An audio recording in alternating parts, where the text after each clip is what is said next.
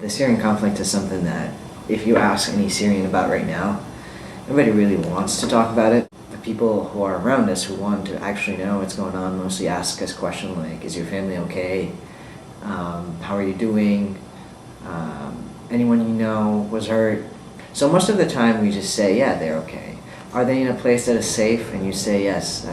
Yeah, hopefully, yeah. Even the compassion that comes very intentionally so is full of the fact that nobody really knows what's going on.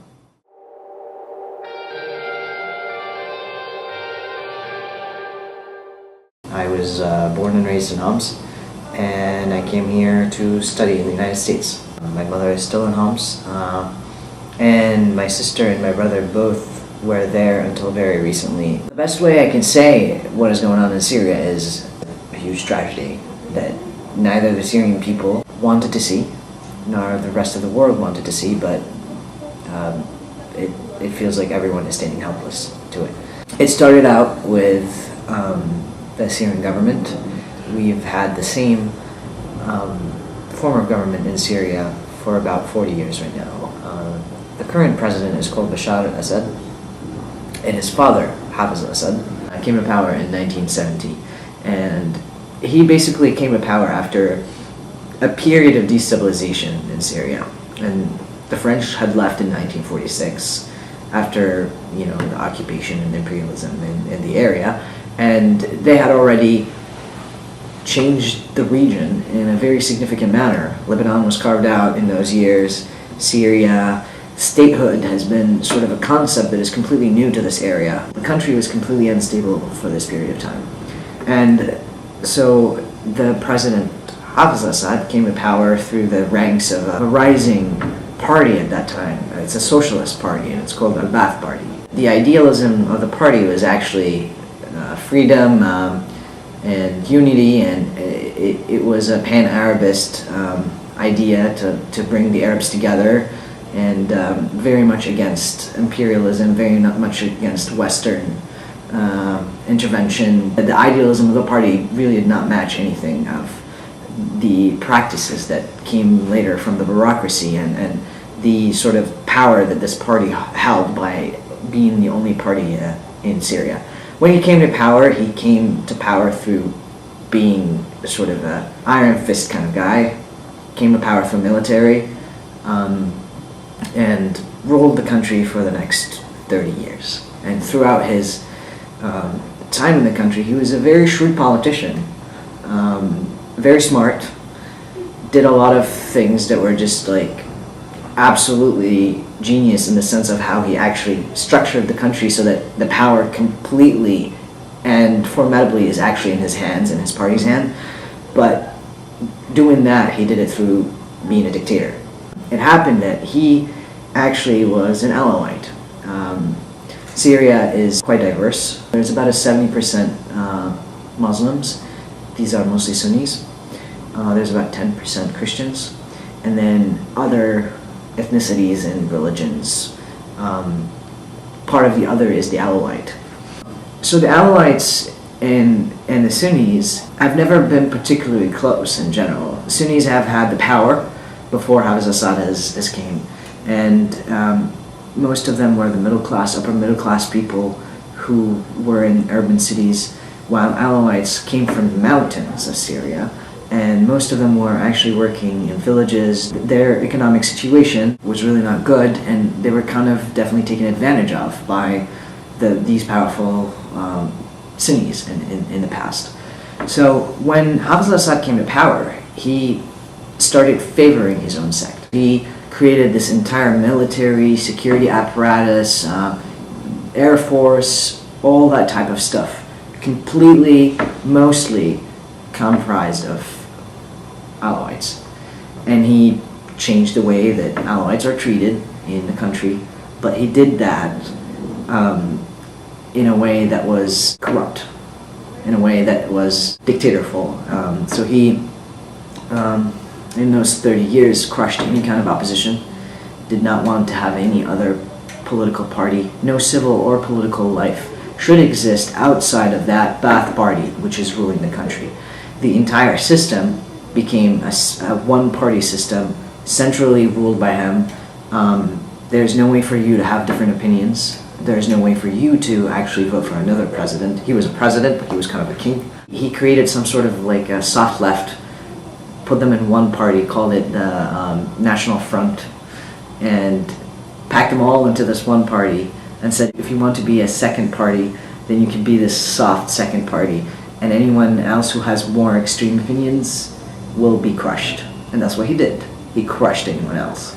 He had his own also policies against the United States, a lot of different international policies that Syrians did not exactly oppose, but nobody liked him because he was a dictator. And he created this big divide between Sunnis and Alawites that was already existent, but sort of became something that people did not speak about because he didn't want anyone to talk about the differences, but it became something that we all knew. It's like no one says, you know, that person is an Alawite or that person is a Sunni. You're forbidden to say that, but you know. So there was a divide, but that divide was covered by him by a force to make the country assimilate and sound like it's all the same. He also forced his own sect to assimilate to Sunnis. He asked the Shia to announce that Alawites are an offshoot of Shia, which meant that they are Muslims. The policies of Hafez Assad were very isolationist. You know, that he wanted the country to stay protected from the West, and economically it was really sort of very self-contained. So he didn't really interact with the IMF, all these, which were actually eventually good things for Syria, but at the same time they were done at a dictatorship level. People were very frustrated. There was no political freedom. There's no way that you feel like change can happen in this country. There's no way that you influenced your jobs or education or anything. And corruption that the country has gone through was immense. As a person who grew up there, I know that I was fed the stories of how horrible it is. But we all didn't really think that something could change about that. His sort of people of power became the people who own all the governmental positions, the people who decide on everything, and most of these people happened to be Alawite or Christians because he wanted to put the minorities around him and create this sort of different power structure. I mean, he did have Sunnis too, but it was all like sort of a play to like centralize power. It's also worth mentioning that in 1982 there was some opposition to him. It was the Muslim Brotherhood that raised the biggest sort of opposition to him, but it was violent in a way, and I think it was also a little bit sectarian. I don't know objective truths about these. It depends on where you grow up and what tells you what. It's really hard to know these things when the country has a different diversity in ethnicities. But what I know is that he responded to that in a very, very brutal way. He bombed the entire city of Hama, killed about 30,000 people, and did that in one day.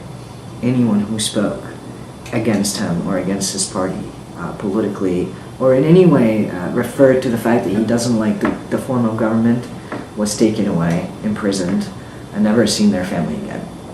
Some of them did come back, tortured in so many different ways. My grandfather was an attorney, and he was imprisoned for about 4 years and a half because of his political opinions too.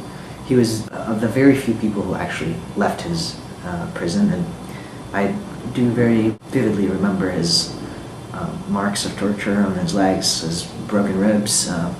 Those 20,000 or 30,000 people who died in Hama were kind of an example for the rest of the country. People whispered about it. Nobody spoke ever about it again, and you kind of talked privately and said the Hama events, and everyone knew that this is what happens if someone says no. So that has created big, big, big scars in people's lives and their families. But they learned to live with it. We kind of learned to accept it, and we grew up on the idea that we are the most stable country in the Middle East. We have safety. We have a beautiful country. We have a lot of potential in our economy. He died in 2000. I was about 12 years old when he died. I remember how the school stopped and the world completely stopped. And then his son preceded him. it was kind of a very easy transition of power. His son was 34 years old, and the Constitution said that he needs to be 40. Well, the Parliament actually met and changed the Constitution, and it became that he needs to be 34. And his son became a president. In those years, Syrians had a lot of hope. They thought that the son is going to be different than the father. He's a doctor who did his education in England, and he's going to be softer. He's going to change the way the country is. He's going to open up the country to the rest of the world. And people tried a little bit, and they realized that there's nothing different. The son was like the father. Maybe the father was more of a shrewd politician who had more of his own agenda, but the son sort of was following his old guard, and nothing really changed about the actual apparatus of governance. It was kind of entirely the same, but the country started privatizing a little bit more. So it became sort of a socialist, privatized economy that was actually deepening the divide between people, because it just created this really, really huge, rich class, and sort of started crushing the middle class too. And this rich class was exactly his sort of cronies. They were people from the government, officials, and all that kind of stuff. Sunni businessmen who opted in with the actual regime and were co-opted into it and just became a part of this guard. Up until I left to college, nobody ever, not even for a second, imagined a Syria without an Assad. We grew up with every wall around us having forever Assad the only thing in Syria. Like, there were a lot of different slogans that we grew up with, and we just knew that was it. That was the destiny of the country. A year later, two years later, the Arab uprising started in Egypt and Tunisia, and during that time, it was really hard to not think, what about us? What about the most politically repressed country in the Middle East? What about the biggest dictator? We would sort of say, no. It wouldn't happen in Syria, because we are a completely different case. It's so much more messier. And you know what? We don't want to go there. But nobody can stop people from starting to speak their mind. And it started out with protests here and there in the outskirts of cities, mostly villages. And a lot of people are just like, no, this is just not going to fire up. It's just not going to happen. It will be crushed. And it was crushed. But more people came up, and more people came up. And slowly, in about 6 or 7, 8 months, it creeped up to the point that it was in the cities. The first city that took it up really seriously and went out in huge numbers was my city. It was Homs. People came out in the thousands. It was kind of inevitable that this is becoming a movement, and just becoming a complete uprising, and you could call it a revolution at that point. But the way that the government has responded was just completely awful. And at that point, the government has been sort of playing really bad politics with people and saying, no, these are terrorists inside of the country who want to sort of ruin our own sovereignty. And they played the sectarian card then. Essentially, the entire revolution was not really for sectarian reasons. It just happened that the way that the country was formed around sectarian lines, so that it was impossible to actually separate the two issues. After April of 2011, I'd say there was about something like 5,000 people killed. Most of these people who were killed initially were just peaceful protesters or someone who was walking in the street. In a city like Homs, you could actually know and feel what that means. That means your dentist, your pharmacist, your barber, your neighbor, everyone you know, your classmate, like, it just starts touching upon every piece of your life. And the city was completely sieged, with the government actually trying to target some armed group that started actually having arms. More than 70-80% of all the old city parts and more than 70% of the city is probably by now destroyed. And it didn't stop. Opposition was not really good enough. It was really divided. There were people outside saying different things. They wanted, U.S. intervention. People inside it didn't want U.S. intervention, and the government kept playing the same sort of old dirty game.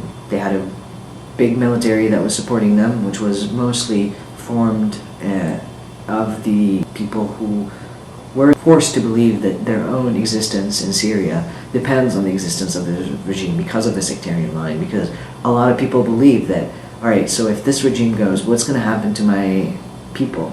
Are we going to be, singled out by the Sunnis? Are we going to be killed? What is exactly going to happen to us? Because they were all involved with the regime mostly. And those who are not involved with the regime don't really feel the ability to stand up and say, oh, well, I have different opinions than this regime.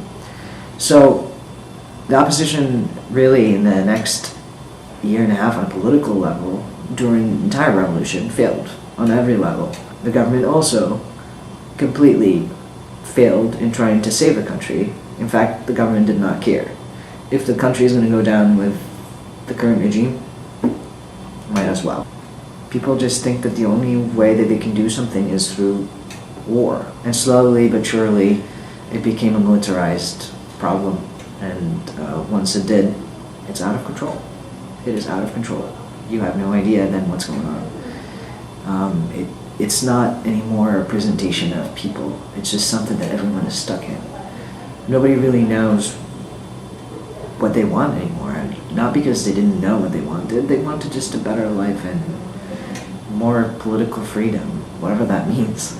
But when you see your country completely going down, you really don't care who's in power anymore. You just realize how disgusting this entire thing is, because Bashar or Hafiz or this or that is not worth whoever was killed. That is not worth the children who scarred for life. That is not worth the refugees who had to leave their homes. That is not worth an entire country going down.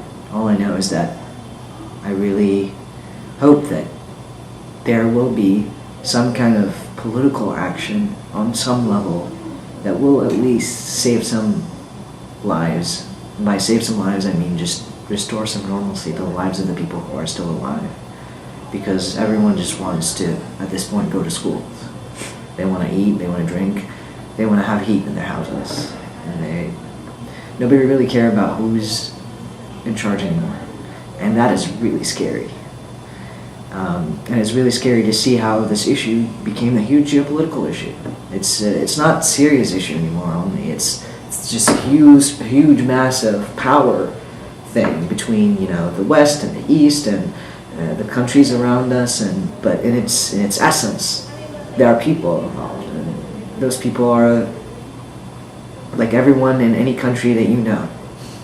2 or 3 years ago, they were living a perfectly normal life, going to cafes at night, walking the street, buying their food from the shop, and nobody ever actually knew what a bomb sounded like, what a tank looks like, what an airplane trying to, shell sounds and look like. And now everyone does.